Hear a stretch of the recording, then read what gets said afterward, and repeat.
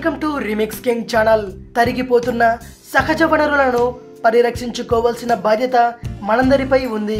విద్యుత్, petrol, diesel, gas వంటివి సహజ వనరుల కిందకు వస్తాయి. వీటిలో మనం నిత్యం వాడే దాంట్లో వంట గ్యాస్ ముఖ్యమైంది. చిన్న చిన్న చిట్కాలు పాటిస్తే కొంతమేర గ్యాస్ ఆదా చేయవచ్చు. దీంతో అటు సహజ వనరులను పరిరక్షించడంతో పాటు ఆర్థికంగా కూడా లాభం చేకూరుతుంది. పొయ్యి వెలిగించే ముందు వంటకు కావలసిన వస్తువులను అందుబాటులో ఉంచుకోవాలి. వంట చేసేటప్పుడు వండుతున్న పాత్రలపై మూత పెట్టడం మరవద్దు. ప్రెషర్ కుక్కర్ను వినియోగిస్తే గ్యాస్ చాలా వరకు ఆదా అవుతుంది.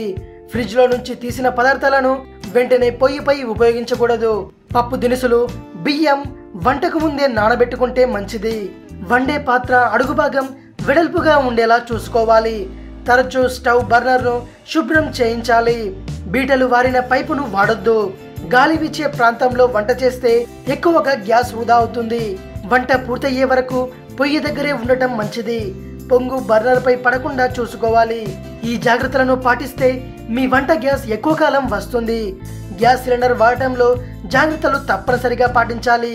స్టవ్ పైపులు నాణ్యమైనవే వాడాలి. తరచూ స్టవ్ను, బర్నర్ను శుభ్రపరుస్తూ ఉండాలి.